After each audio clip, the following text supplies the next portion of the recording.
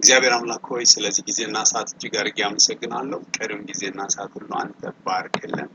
የዘላለም አምላክ እግዚአብሔር ሆይ መንፈስ በሁሉ ስፍራ ነውና ያለው ፈቃድህንና ሐሳብን ባለመከልከል አድርግ።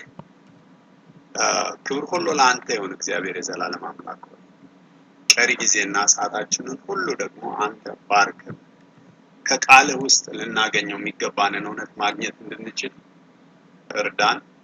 ክብር ሁሉ በኢየሱስ ክርስቶስ ነው። እግዚአብሔርን እጅግ አድርጌ አመሰግናለሁ ስለዚህ ጊዜና ስለዚህ ሰዓት። ይህ የፊልጵስዩስ መልእክት በጣም የሐዋርያው ጳውሎስ ሕይወት ውስጥ ያለውን ዋና ነገር መናገኝበትና እንደገና ደግሞ ምናልባትም በሕይወታችን ሊጠቅመን የሚችሉ ብዙ ነገሮችን የያዘ ክፍል ነውና በደንብ ማየት ያስፈልገዋል። በዚህ በሐዋርያው ጳውሎስ የፊልጵስዩስን መልእክት ስንመለከት ይሄ የጳውሎስ መልእክት ለፊልጵስዩስ ሰዎች የሚጽፈውን መልእክት ስንመለከት ሐዋርያው ጳውሎስ ለፊልጵስዩስ ሰዎች የምስጋና ነገር ነው። ምክንያቱም እነዚህ ሰዎች ከሐዋርያው ጳውሎስ ጋር በወንጌል ስራ አብረው የተካፈሉ ሰዎች ናቸውና በአብዛኛው ምስጋና ላይና እንደገና ደግሞ ስለ ደስታ ነው የሚጽፍላቸው። ይሄንን ስለ ደስታ የሚጽፍላቸው ሰው ህይወት ስንመለከተው ግን በሚያስደስት በሚባል ሲቹዌሽን ውስጥ አይደለም። በእኛ አባባል ወይም ደግሞ እኛ ባለንበት አይነት ሁኔታ ውስጥ ወይም እኛ በዛ ስፍራ ላይ ብንሆን እንደሱ አይነቱን ደስታ ለመግለጽ በጣም አስቸጋሪ የሆነ ክፍል ነው የምንመለከተው። ግን ሐዋርያው ጳውሎስ እዚህ ውስጥ በአብዛኛው በጌታ ደስ ይበላችሁ፣ ደስተኛ ነኝ፣ ደስ ብሎኛል እያለ ስለ ደስታ አብዝቶ ይጽፋል። እና ምንድነው የዚህ የጳውሎስ የደስታው ሚስጥር? እዚህ መጽሐፍ ውስጥ የምንመለከተው ነገር ጳውሎስ እንዴት ነው ለምንድነው ደስተኛ ነኝ የሚለው? የጳውሎስ ህይወት ሊያስደስት የሚችል ነው ወይ? የጳውሎስ ያንን መልእክት እንዲናገር ያስቻለው ያው እነሱን ለማጽናናት ብሎ ነው ወይስ ምንድነው የሚለው ነገር ነው? እዚህ ጳውሎስ ይህንን ነገር የሚጽፈው ይሄ እስር ቤት ነው የሚለው ሐሳብ ትንሽ የሚያከራክር ፖይንት አለው። ማለት ግማሾቹ ኤፌሶን ነው፣ ግማሾቹ ሮሜ ነው፣ ሌሎችም ደግሞ ከሌላ እስር ቤት ነው ይላሉ። ኤኒዌይ እስር ቤት ሆኖ ነው የሚጽፈው ሐዋርያው ጳውሎስ። ይህንን እስር ቤት ሆኖ የሚጽፈው ሐዋርያው ጳውሎስ የሚጽፈውን መልእክት ስንመለከት እስር ቤት እንዳለ ሰው አይደለም የሚጽፈው፣ ወይም ደግሞ እስር ቤት ገብቶ በችግር ላይ ያለ ሰው ህይወት አይደለም የምንመለከተው። ምክንያቱም በእንደዚህ አይነት ሁኔታ ውስጥ ያለ ሰው ይህን ያህል ደስተኛ ሊሆን አይችልም። ከዛ የተነሳ ጳውሎስ ደስተኛ ሊያደርገው የሚችል ኮንዲሽን ነው ወይ ያለው የሚለውን ነገር እንመለከታለን። ወይም ደግሞ እኛ በጳውሎስ ቦታ ውስጥ ብንሆን ደስተኛ ልንሆን እንችላለን። አንዳንድ ጊዜ ጳውሎስ በጣም ስፔሻል የሆነ ሰው ስለሚመስለንና የጳውሎስን ነገር ማንም ሰው ሊያስበው እንደማይገባው እንደማይቻል አድርገን ስለምንቆጥር እሱ ትንሽ ያስቸግረናል። ግን ጳውሎስን ይህን ነገር ያሰኘው ወይም ደግሞ ደስተኛ ነኝ ወይም በደስ ይበላችሁ እንዲል ያደረገው ነገር ምንድነው የሚለውን ነገሮች ለመመልከት እንሞክራለን ዛሬ። ጳውሎስ ከላይ በሰላምታ ይጀምርና ለፊልጵስዩስ ሰዎች ስላለው ምስጋና ይናገራል። ቁጥር 3 እና 4 ላይ እንደዚህ ይላል፣ ሁል ጊዜ በጸሎቴ ሁሉ ስለእናንተ ሁሉ በደስታ እየጸለይኩ ይላል። በደስታ እየጸለይኩ የሚለው ስለ ፊልጵስዩስ ሰዎች ኢቭን እዛ ውስጥ ሆኖ ስለሚጸልየው ጸሎት ደስተኛ እንደሆነ እንኳን ይናገራል። ደስ ብሎት እንደሚጸልይ እነሱን ባሰበ ቁጥር ወይም ደግሞ ስለነሱ ባሰበ ቁጥር ሐዋርያው ጳውሎስ ደስተኛ ነበረ እና ያንን ደስታውን ይናገራል። ለምንድነው ደስተኛ ነኝ የሚለው? ከፊተኛው ቀን እስከ ዛሬ ድረስ ወንጌልን በመስበክ አብራችሁ ስለሰራችሁ ባሰብኳችሁ ጊዜ ሁሉ አምላኬን አመሰግናለሁ። ሐዋርያው ጳውሎስ ለነዚህ ስለ ፊልጵስዩስ ሰዎች ሲያስብ በጣም ደስ የሚሰኝበትን ምክንያት ስንመለከተው ምንድነው? አብረው ወንጌል የሰሩ ሰዎች ናቸው። አብረው ወንጌል የሰሩ ሰዎች ይህንን ወንጌል አብረው ከሱ ጋር ይሰሩ የነበሩ እነዚህ ሰዎች በመሆናቸው ወይም ደግሞ በወንጌል አብረውት የሚሰሩ ሰዎች በመሆናቸው ምክንያት ነው ሐዋርያው ጳውሎስ እጅግ በጣም ደስተኛ ነኝ፣ ደስ ይለኛል፣ ስለናንተ ሳስብ ደስ ይለኛል፣ ስለናንተ ስጸልይ ደስ ይለኛል፣ ሁሉን ነገር ሳረግ ደስ ይለኛል ይላል። ምንድነው ጳውሎስን ደስ የሚያሰኘው? ሁለት ሶስት ከዛም በላይ የሆኑ ነገሮችን እንመለከታለን ሐዋርያው ጳውሎስ ደስተኛ የሆነበትን ምክንያት። አንደኛው ነገር ሐዋርያው ጳውሎስ ደስተኛ ያደረገው ነገር ያለበትን ሰርከምስታንስ ያለበትን ሁኔታ አልነበረም የሚመለከተው። እስር ቤት መሆኑን አልነበረም የሚያስበው ጳውሎስ። ስለመታሰሩም አይደለም የሚያስበው። የጳውሎስ የእስር ጉዳይን ስንመለከተው በጣም ከባድ ነው። አንዳንዶች ሰዎች እንዲያውም ሲጽፉ ጳውሎስ ታስሮ የነበረው አንደርግራውንድ ነበረ፣ አንደርግራውንድ በሆነ እስር ቤት ውስጥ ነበረ ይላል። ከመሬት በታች በሆነ እስር ቤት ውስጥ እንደገና አብሮት ከሚጠብቀው ዘበኛ ጋር አብሮ በሰንሰለት ታስሮ እንደነበረ ይናገራል። በእንደዚህ አይነት ሁኔታ ውስጥ ያለ ሰው እንዴት ደስ ሊሰኝ ይችላል? ወይስ ለደስታስ እንዴት አድርጎ ሊጽፍ ይችላል? ምንድነው ጳውሎስን ደስተኛ ነኝ እናንተም ደግሞ ደስ ይበላችሁ የሚልበትን ምክንያት ስንመለከት፣ ስለዚህ ጳውሎስ የነበረበትን ሰርከምስታንስ እና ሲቹዌሽን የነበረበትን ሁኔታ የማይመለከት ሰው ነበር ማለት ነው። አስቡ፣ ስለ ወደፊት ህይወት የሚባል ነገር የሚያስብ ሰው አይደለም። ስለ ትዳር ሊያስብ አይችልም፣ ስለ ልጅ ሊያስብ አይችልም፣ ስለ ምንም ሊያስብ አይችልም። እንዲያውም ይሄ ሰውዬ በጣም ካሰበ ሊያስብ የሚገባው ነገር ምንድነው? ስለ ሞት ነው። በሌላ ጽሑፉ ላይ ሲጽፍ ለቆሮንቶስ ሰዎች በሚጽፈው የሞትን ድምጽ በየቀኑ ነበር የምንሰማው ይላል። ነገ ሊሞት ይችላል፣ ከነገ ወዲያ ሊሞት ይችላል። እንደዚህ አይነት ሰው እንዴት ነው ደስተኛ ሊሆን የሚችለው? እኛ በእንደዚህ አይነት ሁኔታ ውስጥ ብንሆን አሁን የብዙዎቻችን ደስታችን የመጥፋቱ ምክንያት ወይም ደስታ የምናጣበት ወይም ከእግዚአብሔር ጋር የምንጣላባቸው ምክንያቶች የምንፈልጋቸው ነገር አለመሆናቸው ነው። ብዙ ነገሮቻችን ስላልሆኑልን የኛው ነገር ሲደርስብኝ ለምን ዝም ትላለህ ማለት ይችላል። ስለዚህ ያን ሁሉ ነገር አልፎ ጳውሎስ ደስተኛ ነኝ። እስር ቤት ቁጭ ብሎ ምንም ተስፋ የሌለው ሰው፣ ስለ ነገ ማያስብ ሰው። እኛ እስር ቤት አልተቀመጥንም። ምናልባት ነጋችን የጨለመ ሲመስለን፣ ምናልባት የዛሬው ህይወታችን የተጎዳ ሲመስለን፣ ምናልባት የሆነ ነገራችን የተበላሸ ሲመስለን እንኳን እንጣላለን ከእግዚአብሔር ጋር፣ ወይም ደግሞ ያለንበት ሁኔታ በጣም በማጉረምረም ወይም ፍረስትሬት እናደርጋለን። ይሄ ሰውዬ ግን ፍረስትሬት አያደርግም።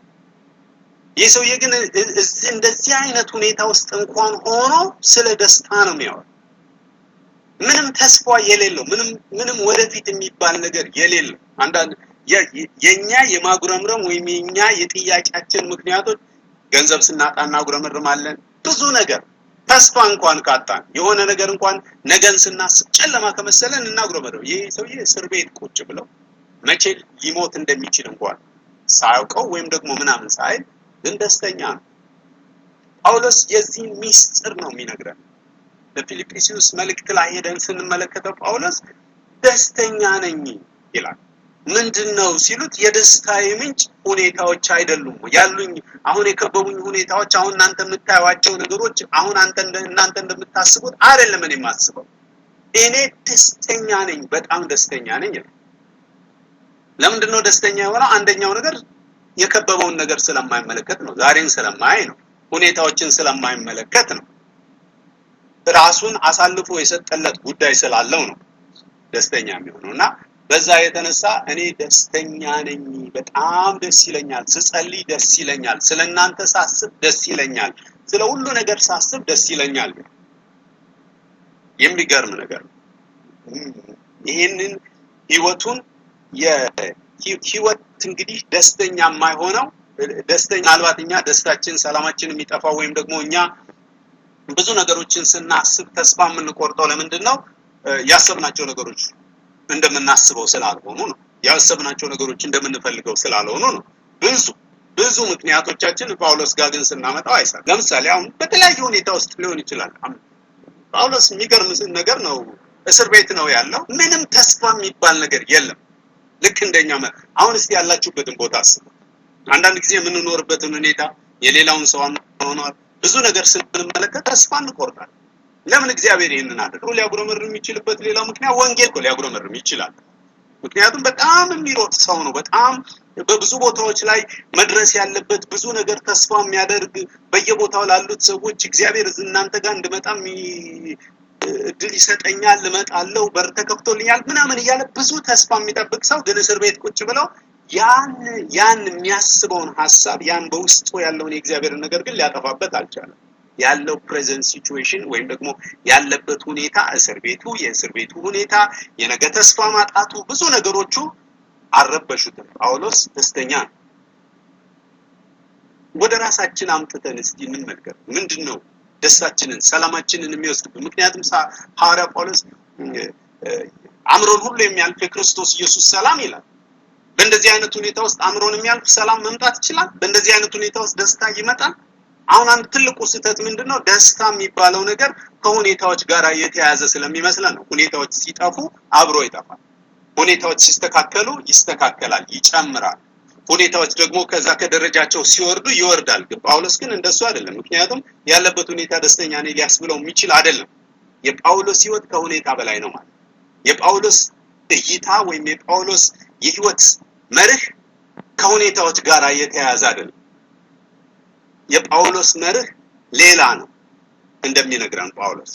ስለዚህ ጳውሎስ ደስተኛ የሆነበት ምክንያት ከሁኔታዎች ጋር የተያያዘ አመለካከት ስለሌለው ነው። ሁኔታዎችን ስለማይመለከት ነው።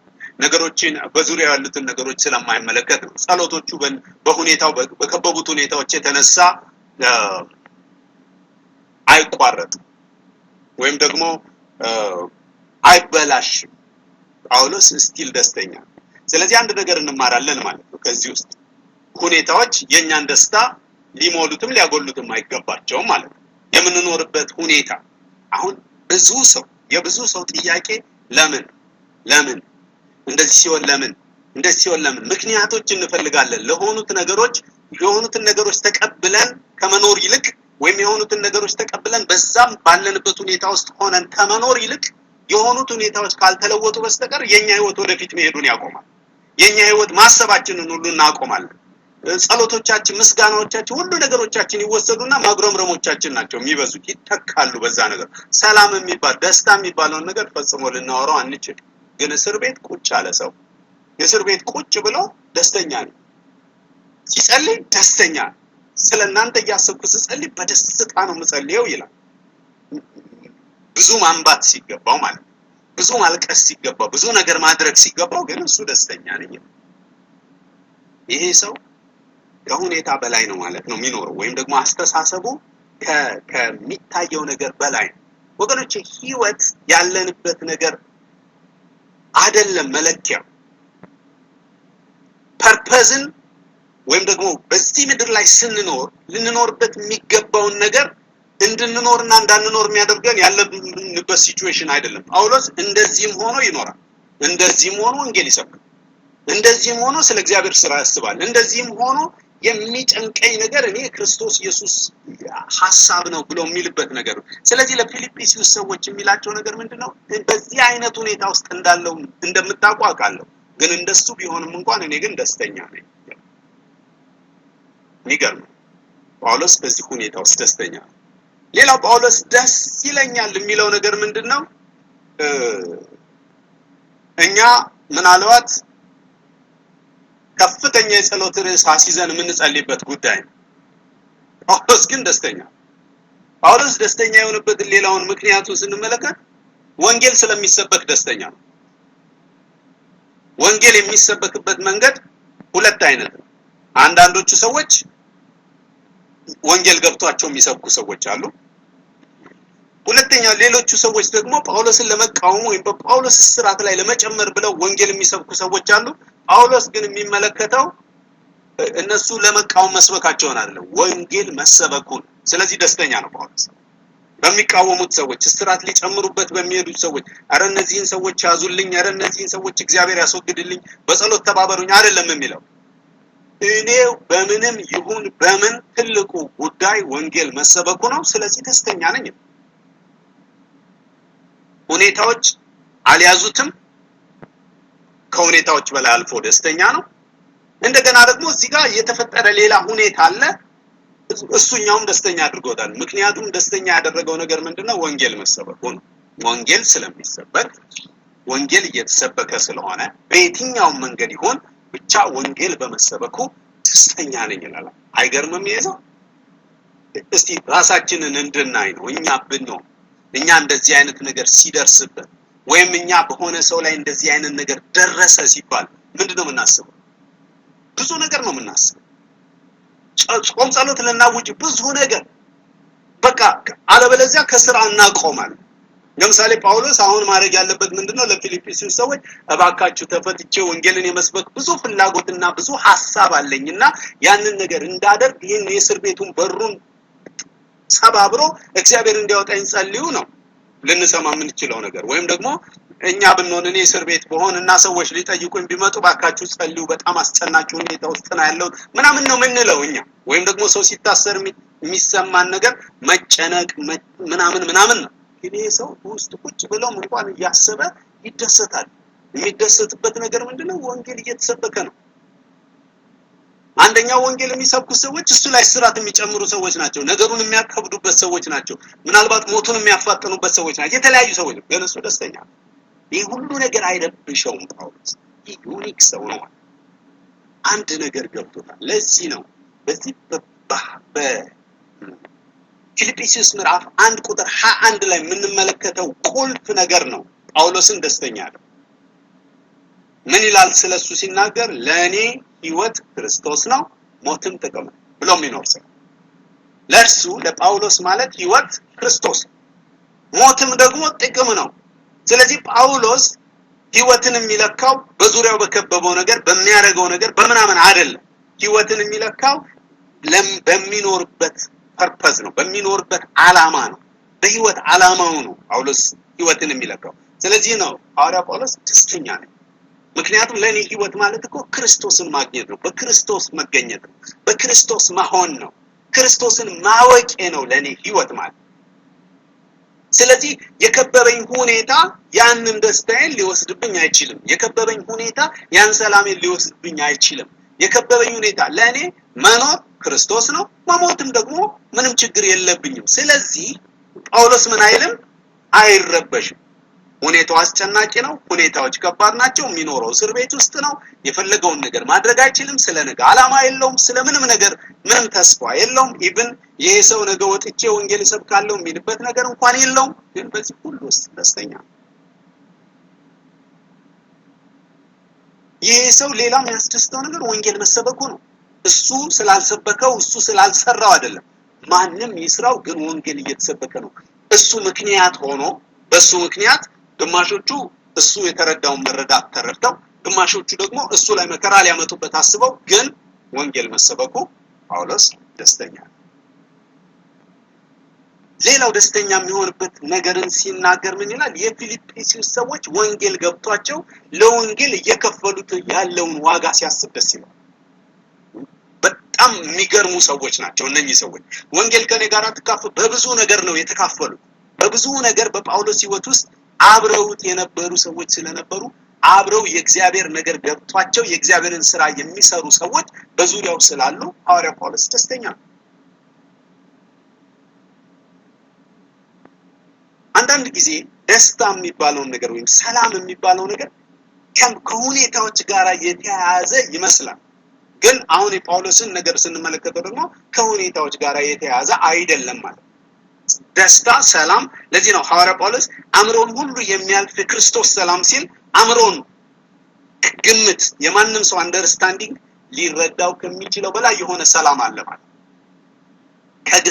ከምክንያት በላይ የሆነ ከመግለጽ ከሚቻለው በላይ የሆነ ከምናስበው በላይ የሆነ ዶክተር አንዳንድ ጊዜ ሰዎች ያንን ነገር ሊገባቸው አይችልም፣ ሊረዱት አይችሉም። ለምሳሌ አንዳንድ ሰዎች እስር ቤት ውስጥ ቁጭ ብለው ሐዋርያ ጳውሎስ ያመሰግናልና ለሌላው ሰው ሊገባ አይችልም። የሰው ይብድ ነው፣ የሰው ያሞታል፣ የሰው ምናምን ነው ያስብላል። እሱ ግን ያንን ሁሉ ምክንያት ያለፈ ሰላም፣ ያን ሁሉ ምክንያት እንዳይሰማው የሚያደርግ ሰላም ግን ውስጡ አለ። ያ ደስታ አለ። ስለዚህ ጳውሎስ ያንን ደስታ ነው የሚያወራው። ለዚህ ነው ሐዋርያ ጳውሎስ ሲናገር ሮሜ ላይ ሲናገር ምን ይላል? የእግዚአብሔር መንግስት እኮ ጽድቅና ሰላም በመንፈስ ቅዱስም የሆነ ደስታ ናት እንጂ መብልና መጠጥ አይደለም። የእግዚአብሔር መንግስት የተረዳበትን መረዳት ስንመለከተው በመንፈስ ቅዱስ የሆነ ደስታ ነው። በመንፈስ ቅዱስ ገብቷችኋል? በምንም አይደለም፣ በገንዘብ አይደለም፣ በብር አይደለም፣ በሁኔታዎች አይደለም፣ በኑሮ አይደለም፣ በአካባቢ አይደለም፣ በምንም አይደለም። በመንፈስ ቅዱስ የሆነ ደስታ ምግብ አይደለም፣ መጠጥ ስጋዊ አይደለም። ወይም ምድራዊ አይደለም፣ የሚታየው አይደለም። የእሱ የደስታ ምንጭ ከእግዚአብሔር መንግስት ከመንፈስ ቅዱስ የሚመጣው ደስታ ነው። ያ የመንፈስ ቅዱስ ደስታ የሚገዛው ሰው ስለነበረ ሐዋርያው ጳውሎስ ሊነግራቸው ምን ይላቸዋል? ለእኔ እኮ ህይወት ክርስቶስ ነው። አሁን ህይወትን ሳስብ ህይወትና ሞት የሚለው ነገር በስጋ የምኖረው አይደለም፣ ወይም በስጋ የምለካው አይደለም፣ ወይም በሁኔታዎች አይደለም። አሁን ጳውሎስ ስኬታማ አይደለም። ምናልባት በእኛ ዘመን ቢሆን በእድሜውን በእስር ቤት የሚጨርሰው ስኬታማ አይደለም። በብዙ ነገሮች ላይ ሊታይ የማይችል ሰው ስኬታማ አይደለም። እንዲያውም ተስፋ የሌለው ሰው ነው። ምናልባትም አንዳንድ ጊዜ ደግሞ እንደዚህ አይነት ነገር የደረሰበት ሰው እግዚአብሔር ምናልባት እኮ ሊቀጣው ፈልጎ ይሆናል፣ ሊያስተምረው ፈልጎ ይሆናል፣ ምናምን ይሆናል የምንለው አይነት ሰው ነው። ግን ጳውሎስ ደስተኛ ነው። ጳውሎስ በእንደዚህ አይነት ሁኔታ ውስጥ እንኳን ሆኖ እንዲያመሰግን ያደረገው ነገር ለእኔ ህይወት ክርስቶስ ነው። ክርስቶስ ነው። ምን አይነት መረዳት! ያን ጊዜ ነው ወገኖቼ። አሁን ትልቁ ችግራችን የቫልዩ ሲስተማችን ለህይወት ወይም ደግሞ ህይወትን የምንመዝንባቸው ነገሮች ናቸው እኛን ከእርምጃችን የሚገቱ ወይም ደግሞ እርምጃችንን እንዳንቀጥል የሚያደርጉን ነገሮች በህይወታችን የሚደርሱት ነገሮች ናቸው። የብዙ ሰው ነገር ጳውሎስ ግን አላስቆመም። ወንጌልን ከመስበክ አላስቆመም። እንዲያውም ባገኘው አጋጣሚ በተገኘው ሁኔታ ሁሉ እሱ ያንን ነው የሚያደርገው። በዛ በቤተ መንግስት ባሉት በዛ አካባቢ ባሉት ባሰሩት ሰዎች ዘንድ ሁሉ ይታወቃል ጳውሎስ ምን አይነት ሰው እንደሆነ። የሚታይ ነገር አለው። እያስመሰል አይደለም፣ ወይም ደግሞ ለሰዎች ብሎ አይደለም። የእውነት ከውስጡ ያለው ደስታ አካባቢው ያሉት ሰዎች ሁሉ ለምን እንደታሰረና የጳውሎስ ምክንያት ምን እንደሆነ እስኪረዱ ድረስ የተገለጠ ህይወት ነበረው። የተገለጠ እኔ ወደ አንዳንዶቻችን ህይወት እናምጣው አምጥቼ ማየት ፈልጋለሁ። ምክንያቱም ጳውሎስን ይህንን መጽሐፍ ቁጭ ብዬ ሳስበው ይገርመኝ የነበረ ነገር ነው። እኛ በብዙ መንገድ ነው እንኳን አይደለም ይህን ያህል ቶታሊ የህይወት ነገራችን በሙሉ ጨለማ ውስጥ የገባ አይነት አይደለም። ጳውሎስ አሁን ጨለማ ውስጥ ያለ ሰው ነው። እስር ቤት ያለ ሰው ነው። የሚጠብቀው ፍርድ ምን እንደሆነ አያውቅም። የታሰረበት እስር ቤት በጣም ምናልባት በዚህ ዘመን ማክሲመም ሴኩሪቲ ተብለው ነፍሰ ገዳዮች ወይም ደግሞ በጣም ትልቅ ወንጀል የሰሩ ሰዎች የሚቀመጡበት፣ ምናልባት በጨለማ ቤት፣ ምናልባትም ደግሞ ከሰው ጋር ሊገናኙ በማይችሉበት ብዙ አይነት በምንለው አይነት ሁኔታ ውስጥ የተቀመጠ ሰው ተስፋ ሊያደርግ አይገባም። ይህ ሰውዬ ወንጌልን መስበክም የለበትም። እንዲያውም ከእግዚአብሔር ጋር መጣላት ነው ያለበት። ይህ ሰውዬ ስለ ደስታ አይደለም ማውራት ያለበት። እንዲያውም የጸሎት ርዕስ ነው መስጠት ያለበት። ከዛ እስር ቤት ውስጥ እንዲሆን ያለበትን ሲቹዌሽን ነው መጻፍ ያለበት። ብታዩት እኮ እስር ቤቱ በጣም ከባድ ነው፣ የሚገርም ነው። እንደዚህ እኮ ነው የምንኖረው፣ እንዲህ ማድረግ አንችልም፣ ይህን ማድረግ አልችልም፣ ይህን ማድረግ አልችልም፣ እግዚአብሔር ለምን እንደዚህ እንዳደረገኝ አላውቅም ብሎ ቢጽፍ አይገርምም። ግን እንደሱ አይደለም የሚል እዚህ ውስጥ ሆኜ ያለኝ ደስታ የሚገርም። ጌታ እኮ ቅርብ ነው። እግዚአብሔር እኮ የእግዚአብሔር ሰላም እኮ ከዚህ ሁሉ በላይ ነው። እውነተኛ መረጃ ያለው ሰው ነው። እውነተኛ ነገር ነው የሚናገረው። ስለ እግዚአብሔር ሰላም ቢያወራ ሊናገር የሚገባው ሰው ነው። ምክንያቱም የእግዚአብሔር ሰላም የሚባለው ነገር ሁኔታዎች ሲሞሉ የመጡለት አይደለም። እኛ ሰላም የሚባለው ነገር የሚገባን ምንድነው? ሁሉ ነገር ስሙዝ ሲሆን ነው። ስራችን ስኬታማ፣ ሁሉ ነገር በወጣንበት በገባንበት ሁሉ የምናገኘው ነገር ሙገሳ፣ ክብር፣ በቃ ሰላም፣ ሁሉ ነገር በቃ በሰላም ወጥተን ከገባን ነው። ለእንደዚህ አይነት ሰው ግን ከዛ አለፈ ነው። ስለዚህ ዛሬ በምን ሁኔታ ውስጥ ነው ያለነው? ምንድነው ህይወታችን? በቃ ይሄ ህይወት ልክ አይደለም የሚያስብለን ነገር። ብዙ ሰው አሁን ስደተኛ ነው። በተለያየ ቦታ ውስጥ ነው የሚኖረው። አንዳንዱ አመታት ተቆጥሮበታል ህይወቱ መፍትሄ ያጣው ብሎ ተስፋ ስለቆረጠ፣ ስለዚህ ከላይፍ ሁሉ ወጥቷል። አንዳንዱ በቃ ህይወት ምንም ትርጉም የለውም ወደ ምንልበት ደረጃ ውስጥ ሁሉ ገብተናል። እስቲ ተመልከቱ። እየበላን እየጠጣን ሁሉ ነገር ፈለግንበት ቦታ የፈለግነውን ብዙ ምንም አጠገባችን ወታደር የለም፣ መውጣትና መግባታችንን የሚቆጣጠር የለም፣ ማንም ሳንሱር የሚያደርገን የለም፣ ምንም ነገር የለም። እነኚህ ሁሉ ነገሮች ተሟልተውልን እየኖርን እንኳን የህይወት መንገድ ግን ህይወት ግን እኛ ምን ያደርግልኛል ክርስትና ወደሚለው ነገር ውስጥ ሁሉ እንገባለን። ምንድነው? ምን አደረገልኝ ጌታ? ምን አደረገልኝ? ምንድነው የጠቀመኝ ነገር? እንደውም ወንጌል ስንሰብክ ብንታሰር ደግሞ ነው እንደሱ አይደለም ኤክስፔክት የምናደርገው፣ እንደሱ አይደለም የምንጠብቀው። እኛ የምንጠብቀው ሌላ ነገር ነው። ግን ጳውሎስ እሱ አይደለም፣ ከሱ ጋር የተያዘ ነገር የለውም። ሲያስሩትም ያው ነው፣ ሲፈቱት ያው ነው፣ ሲበላ ያው ነው፣ ሲጠግብ ያው ነው፣ ሲራብ ያው ነው። ሁኔታዎች እንዳሰበው ሳይሆን ያው ነው። እንደ ሰው አመለካከት ራሱን እያየ አይደለም። አንዳንድ ጊዜ ሰዎች ናቸው ህይወታችንን የሚረብሹት፣ ሰዎች ናቸው ህይወታችንን አሁን አንተ እየኖርክ ነው እንዴ? አሁን አንተ ብለው ደግሞ አሁን ጌታን ስታገኝ ምን ተደረገልህ ምናምን ተብለው የሰዎች የመለኪያ መጥቶ እኛ ህይወት ላይ ሲገጠም ነው እኛ ደና ከነበረው ነገር ውስጥ ወጥተን ብዙ ረብሻ ውስጥ የምንገባው። ከዚህ የተነሳ ጳውሎስን እዚህ ጋር ስንመለከተው ምንድነው ምክንያት ስትሉት ለኔ እኮ ህይወት ክርስቶስ ነው ሲል ይሄ በስጋ የምኖረው መሞትና መኖር አይደለም ህይወትን የምለካበት ነገር ይሄ አይደለም። የኔ ቫልዩ ሲስተም እሱ አይደለም። የኔ ነገር እሱ አይደለም። ስኬታማ ወይም የተከናወነልኝ ወይም እግዚአብሔር ረዳኝ እግዚአብሔር ሰላም ምናምን የሚለውን ነገር ከሱ ጋር አያይዤ እኮ አይደለም እኔ የምናገረው። እሱን አይደለም እኔ ማደርገው ያለው። እኔ ለኔ ህይወት ክርስቶስ መግባቱ ነው። ያ ክርስቶስ ኢየሱስ ገብቶኛል። የምኖርበት ምክንያት እግዚአብሔር ሐሳቡን በእኔ ሊፈጽም በዚህ ምድር ላይ እንድኖር የፈቀደውን ሐሳብ ለማድረግ ነው እንጂ የምኖረው እሱን ነው የሚነግራቸው። በሄድ ይላቸዋል ከክርስቶስ ጋር ብኖር ደስ ይለኛል። ምን እንደምመርጥ አላውቅም።